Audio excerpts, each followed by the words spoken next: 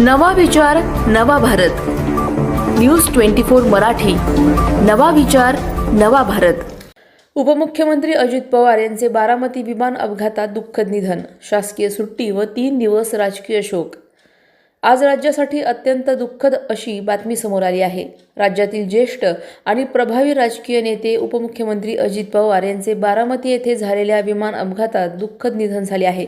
या घटनेनंतर राज्य सरकारच्या वतीने आज शासकीय सुट्टी जाहीर करण्यात आली असून त्यासोबतच 3 दिवसांचा राजकीय दुखवटा देखील घोषित करण्यात आला आहे.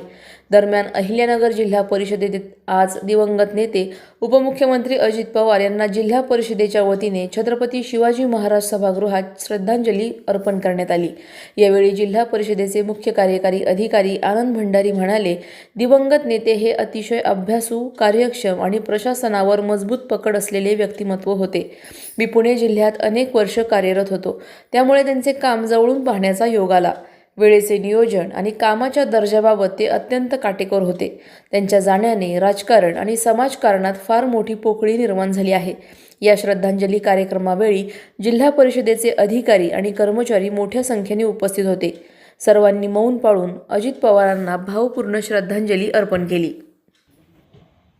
अजितदादा हे अतिशय अभ्यासू, अतिशय कार्यक्षम, प्रशासनावर प्रचंड पकड असलेले राजकीय व्यक्तिमत्व होते.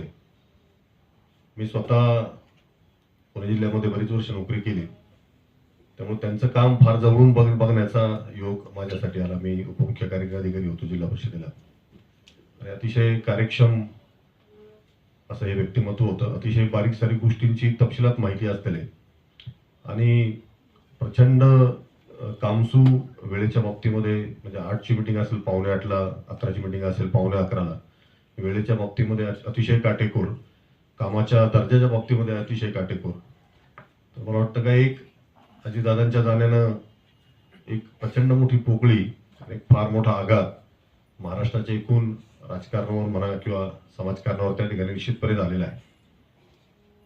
मी अहिल्यानगर जिल्हा परिषदेच्या सर्वच अधिकारी कर्मचाऱ्यांच्या वतीनं आदरणीय दादांना या ठिकाणी भावपूर्ण श्रद्धांजली अर्पण करतो.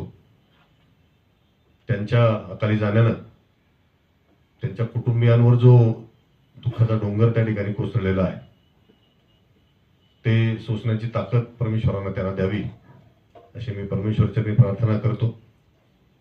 दादांचं कुटुंबही मोठं आहे आणि दादांना मानणारा समाजही प्रचंड मोठा आहे. निश्चितपणे सगळेच लोक त्यांच्या कुटुंबाच्या मदतीला त्या ठिकाणी धावून जाणारच आहे. आपणही अहिल्यानगर जिल्हा परिषदच्या वतीनं त्यांच्या कुटुंबाच्या दुःखामध्ये सगळे सहभागी आहोत. मी पुन्हा एकदा आपल्या सगळ्यांच्याच वतीनं अतिशय भावपूर्ण श्रद्धांजली, आदरांजली आदरणीय अजितदादा पवार साहेबांनी या ठिकाणी अर्पण करतो. 24 मराठी.